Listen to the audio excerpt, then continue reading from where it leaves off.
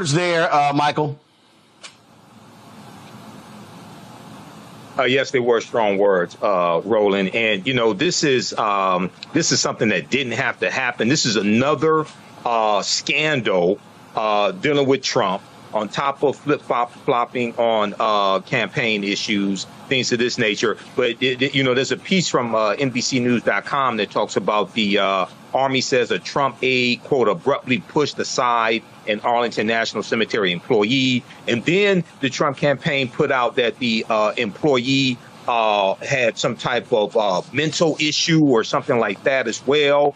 We know the employee doesn't want to press charges, but this is utilizing dead soldiers, okay, for the purpose to promote the Trump campaign. Because they shot video. Now, they didn't just take pictures. They also shot video there as well. And they're using this as part of the Trump campaign. So this is and this is from a president who got 5 deferments, OK, who nobody in his family has ever served in the military.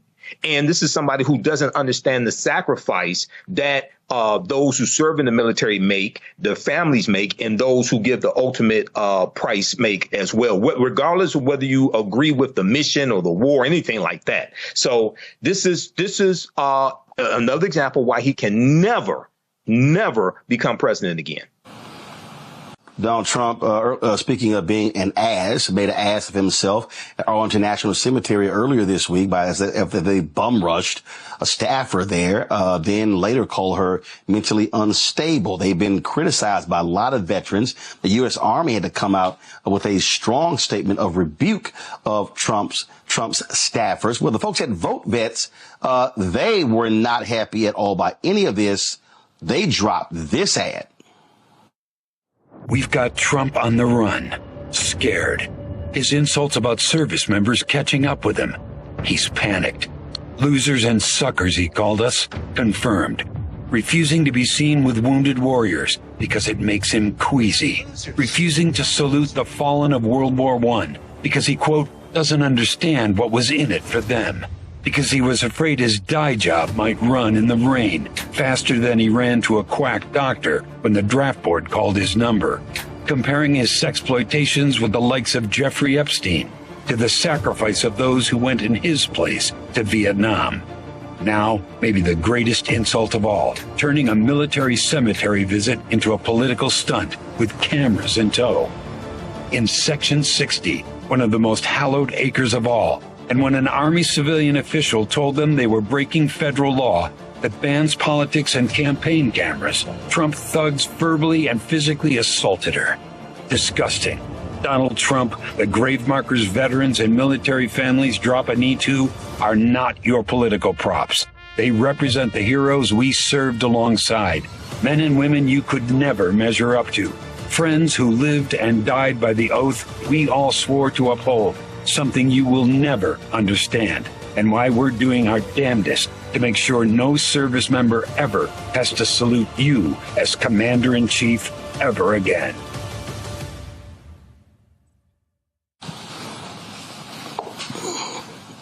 Yo, that is an ad right there.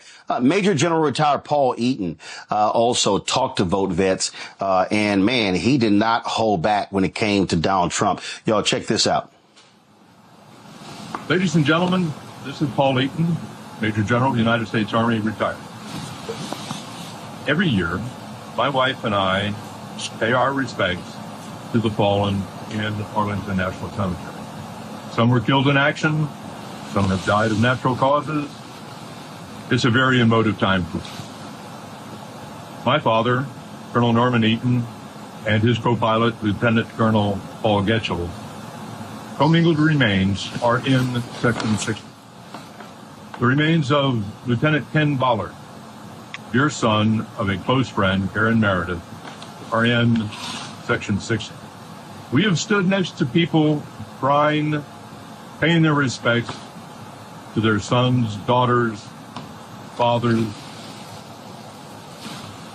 It's a very emotive event. To see a former president mugging for the camera should never, ever be Commander-in-Chief again for the armed forces of the United States. Ever. disgusting performance by former President Donald Trump. Thank you. Strong words there, Michael. Yes, they were strong words, Roland. And, you know, this is something that didn't have to happen. This is another scandal dealing with Trump on top of flip-flopping on campaign issues, things of this nature. But, you know, there's a piece from NBCnews.com that talks about the Army says a Trump aide, quote, abruptly pushed aside an Arlington National Cemetery employee. And then the Trump campaign put out that the employee had some type of mental issue or something like that as well. We know the employee doesn't want to press charges, but this is utilizing dead soldiers, okay, for the purpose to promote the Trump campaign. Because they shot video. Now, they didn't just take pictures. They also shot video there as well. And they're using this as part of the Trump campaign. So this is and this is from a president who got 5 deferments, OK, who nobody in his family has ever served in the military. And this is somebody who doesn't understand the sacrifice that those who serve in the military make, their families make, and those who give the ultimate price make as well, regardless of whether you agree with the mission or the war, anything like that. So this is another example why he can never become president again.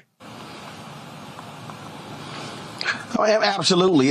In a moment, I'm going to play for y'all this almost 8-minute video that they put together. And let me tell you something. It is a strong video. It's a strong video, Kelly, because they also lay out what will happen when it comes to Project 2025.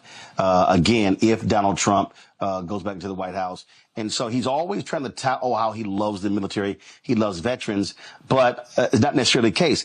As you heard the retired General Eaton said, the dangers that are in place if this, frankly, wannabe dictator, this just moral degenerate is back in the old office.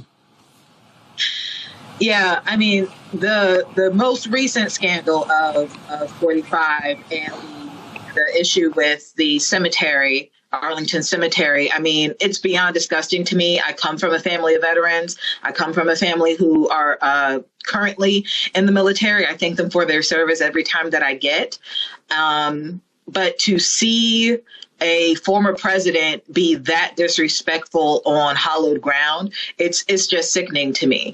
But to your point about him not caring about the military, I don't think he cares about people. And that is clear in his rhetoric. That is clear in his policies.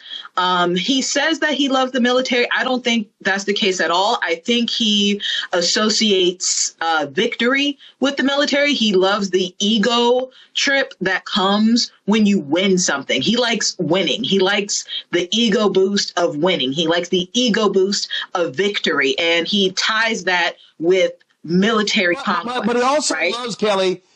But Kelly, remember, he also loves the pageantry. Remember how he raved about the military parades of Kim Jong-un? And remember, he wanted that in D.C.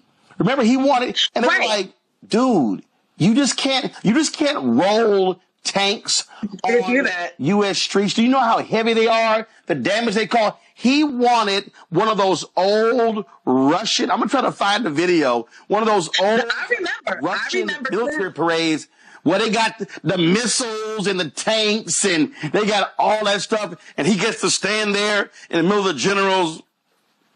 That's what he wants. Dictators do. That's what dictators do. But all of that is, but my point to that, Roland, you're right about what he wants and what he said he wanted, but all of that is tied to ego. All of that is tied to the perception of power. So that's where I'm getting at with it. If he could find a way to not use the tanks and still get the same response out of people regarding the perceived power, the perceived ego boost, I mean, all of this is tied to his ego. This is why he's obsessed with crowd size. This is why he was obsessed with virility and how agile he was as opposed to Biden. That's why he was debating Biden on a political stage regarding golfing.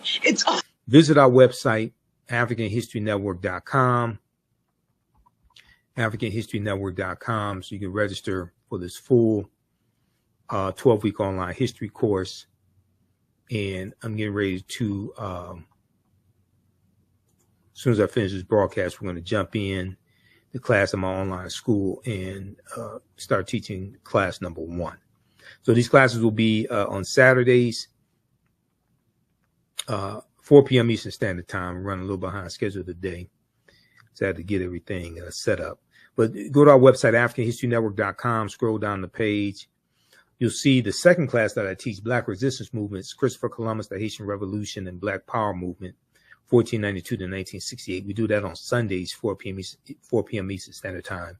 So click right here to register for the second course. You can register for the course bundle for both classes on sale for $120. Click right here to register for the course bundle. This content is PG-13, so you can use this with your children also. I don't do a lot of cursing. It's nothing like that. It's a very visual class.